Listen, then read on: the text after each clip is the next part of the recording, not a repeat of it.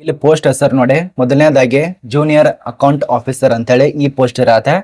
ಅದೇ ರೀತಿಯಾಗಿ ಎರಡನೇದಾಗಿ ವಾರ್ಡನ್ ಪೋಸ್ಟ್.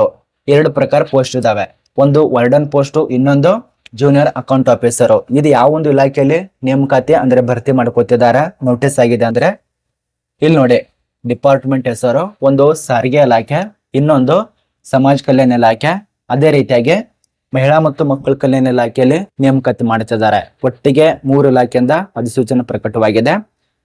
ಈ ವಾರ್ಡನ್ ಪೋಸ್ಟ್ ಮತ್ತು ಜೂನಿಯರ್ ಅಕೌಂಟ್ ಆಫೀಸರ್ ಪೋಸ್ಟ್ ಯಾರೆಲ್ಲ ವೇಟ್ ಮಾಡ್ತಾ ಇದಾರಲ್ಲ ಅಂತವ್ರು ವಿಡಿಯೋ ಕೊನೆತನಕ ನೋಡಿ.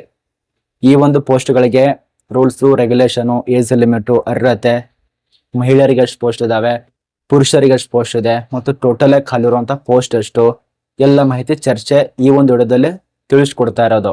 ಕೊನೆತನಕ ನೋಡಿ. ಬನ್ನಿ ಯಾವ ಪೋಸ್ಟು ಏನು ಅಂತ ಎಲ್ಲ ಚರ್ಚೆ ಮಾಡೋಣ.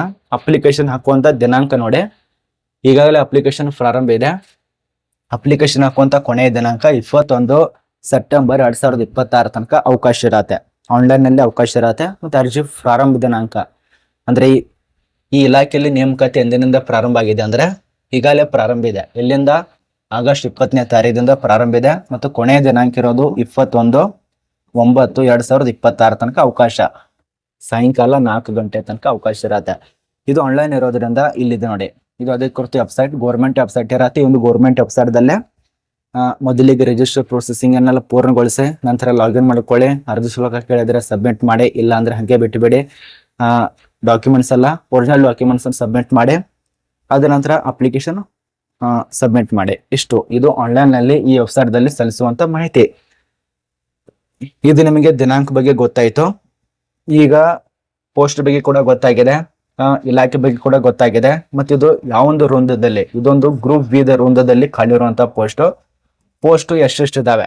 ಮೊದಲನೇದಾಗಿ ಜೂನಿಯರ್ ಅಕೌಂಟ್ ಅಂತ ಪೋಸ್ಟ್, ಇದು junior account officer post 6 post ಇರತ್ತೆ. ಅದೇ ರೀತಿಯಾಗಿ ವಾರ್ಡನ್ ಪೋಸ್ಟ್ ಅಂತ ಹೇಳಿ 2 ಪೋಸ್ಟ್ ಇದಾವೆ. ಇದು 2 ಪೋಸ್ಟ್, ಅದೇ ರೀತಿ ಇರೋದು 6, ಟೋಟಲ್ ಆಗಿ 8 ಪೋಸ್ಟ್ ಇರತ್ತೆ. ಅದ ನಂತರ ವೇತನ ಶ್ರೇಣಿ ಯಾವುದಕ್ಕೆ ಎಷ್ಟೆಷ್ಟು ಕೊಡ್ತಾರೆ ಅದು ಕೂಡ ಕೊಟ್ಟಿದ್ದಾರೆ.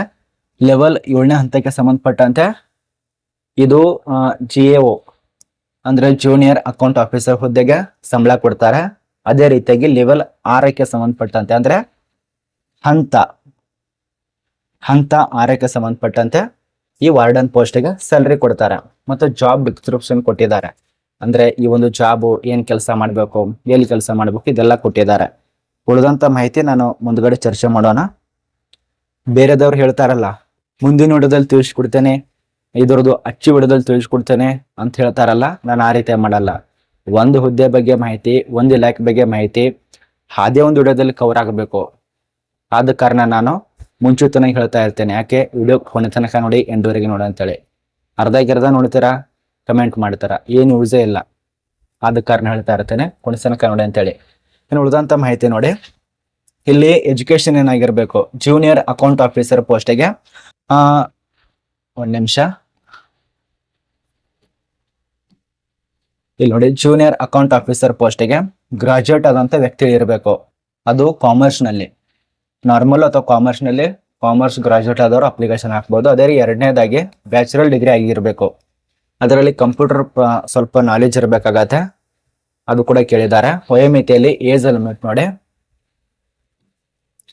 ಏಜ್ ಲಿಮಿಟ್ ಎಷ್ಟಾಗಿರುತ್ತೆ ಇಲ್ಲಿ ನಿಮಗೆ? ಸಾಮಾನ್ಯವಾಗಿ ಆಗಸ್ಟ್ 2 ಅಥವಾ 5ನೇ ತಾರೀಕು ಅಥವಾ 1ನೇ ತಾರೀಕಿಂದ ಸ್ವಲ್ಪ ಲೆಕ್ಕಾಚಾರ ಮಾಡ್ಕೊಳ್ಳಿ. ಅದ ನಂತರ ಏಜ್ ಪ್ರೂಫ್ ಕೇಳಿದ್ದಾರೆ. 18ರಿಂದ 35.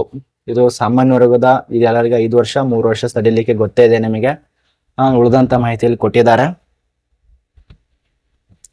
ಇದೆಲ್ಲ ಡಾಕ್ಯುಮೆಂಟ್ಸ್ ಬಗ್ಗೆ ಮಾಹಿತಿ ಇದೆ. ಏನೇನು ಡಾಕ್ಯುಮೆಂಟ್ಸ್ ಅಪ್ಲೋಡ್ ಮಾಡ್ಬೇಕಂತ ಅದು ಕೂಡ ವಿವರ ಇದೆ ನೋಡಿ. ಮಾರ್ಕ್ಸ್ ಕಾರ್ಡ್ಗಳು, ಎಜುಕೇಶನ್ ಸರ್ಟಿಫಿಕೇಟ್ಗಳು, ಕಂಪ್ಯೂಟರ್ ಸರ್ಟಿಫಿಕೇಟ್ಗಳು, ಅದರ ನಂತರ SC/ST ಸರ್ಟಿಫಿಕೇಟು, ನಿಮ್ಮೊಂದು ಡೇಟಾ ಬರ್ತು, ಎಲ್ಲ ಪ್ರೂಫ್ ಸಮೇತ ಎಲ್ಲ ಸಬ್ಮಿಟ್ ಮಾಡಿ. ಇನ್ನು ಉಳಿದಂತ ಮಾಹಿತಿ ನೋಡಿ. ಏನೆಲ್ಲ ಬಿಟ್ಟಿದ್ದೇನಲ್ಲ ಆ ಬಿಟ್ಟಂತ ಮಾಹಿತಿ ನೋಡಿ. ಇಲ್ಲಿ ಅರ್ಜಿ ಶುಲ್ಕ ಇರೋದೆಲ್ಲ ಕೊನೆಯ ದಿನಾಂಕ 21 ಸೆಪ್ಟೆಂಬರ್ 2026 ತನಕ ಅವಕಾಶ ಇರತ್ತೆ. ಇದು ವಾರ್ಡನು ಹಾಗೂ ಜೂನಿಯರ್ ಅಕೌಂಟ್ ಆಫೀಸರು 8 ಪೋಸ್ಟ್ ಇದಾವೆ. ಇವು ಈಗ ಇಲಾಖೆ ಹೆಸರು ತಿಳಿಸ್ಕೊಟ್ಟೆ. ಸಾರಿಗೆ ಇಲಾಖೆ, ಸಮಾಜ ಕಲ್ಯಾಣ ಇಲಾಖೆ, ಮಹಿಳಾ ಮತ್ತು ಮಕ್ಕಳ ಕಲ್ಯಾಣ ಇಲಾಖೆ ಇತ್ತೀಚೆಗೆ ಕೊಟ್ಟನಲ್ಲ, ಈ ಇಲಾಖೆ ಎಲ್ಲ ಬೇರೆ ಇದಕ್ಕೆ ಎಕ್ಸಾಮ್ ಇರತ್ತಲ್ಲ, ಆ ಒಂದು ಎಕ್ಸಾಮ್ ಯಾವೊಂದು ಮೇನ್ ಇಲಾಖೆಯಿಂದ ನಡೆಸ್ತಾರಂದ್ರೆ ಮಿಜೋರಾಂ ಸಾರ್ವಜನಿಕ ಸೇವಾ ಆಯೋಗ. ಮಿಜೋರಾಂ ಸಾರ್ವಜನಿಕ ಸೇವಾ ಆಯೋಗದಿಂದ ಈ ಎಕ್ಸಾಮ್ ನಡೆಸ್ತಾರೆ. ಈ ಎಕ್ಸಾಮ್ದಲ್ಲಿ ಪಾಸ್ ಆದ್ರೆ ಈ ಇಲಾಖೆಗಳಲ್ಲಿ ನೀವು ಸೇವೆಯನ್ನು ಸಲ್ಲಿಸಬಹುದು. 2026-27ನೇ ಸಾಲಿನ ಇದೊಂದು ನೋಟಿಸು ನೋಡಿ. ಇದು ಖಾಯಂ ಪೋಸ್ಟ್ ಇರತ್ತೆ, ಖಾಯಂ ಪೋಸ್ಟ್ ಇರತ್ತೆ. ಹೇಳಿದಾರ ಅವರು ನೋಟಿಸ್ ಅಲ್ಲಿ.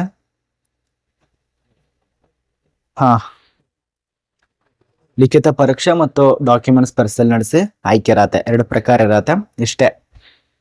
ಇಷ್ಟು ಈ ಒಂದು ನೇಮಕಾತಿ ಬಗ್ಗೆ ಮಾಹಿತಿ ಗೊತ್ತಾಗಿದೆ. ಇದರದ್ದು ಇನ್ನಷ್ಟು ಹೆಚ್ಚಿನ ಮಾಹಿತಿ ಮತ್ತು ಅಧಿಕೃತ ನೋಟಿಫಿಕೇಶನ್, ಅರ್ಜಿ ಸಲ್ಲಿಸುವಂತ ಮಾಹಿತಿ ನಮ್ಮ ಒಂದು ವಾಟ್ಸ್ಆಪ್ ಗ್ರೂಪ್ದಲ್ಲಿ ಈ ವಾರ್ಡನ್ ಪೋಸ್ಟ್ ಇದು, ಜೂನಿಯರ್ ಅಕೌಂಟ್ ಆಫೀಸರ್ ಪೋಸ್ಟ್ ಇದು, ಅಲ್ಲಿ ಮಾಹಿತಿ ಸಿಗತ್ತೆ. ಅಲ್ಲಿ ಕೂಡ ಫಾಲೋ ಮಾಡ್ಕೋಬಹುದು. ತೆಳಗಡೆ ಡಿಸ್ಕ್ರಿಪ್ಷನ್ ಬಾಕ್ಸ್ ನಲ್ಲಿ ಲಿಂಕ್ ಇರತ್ತೆ.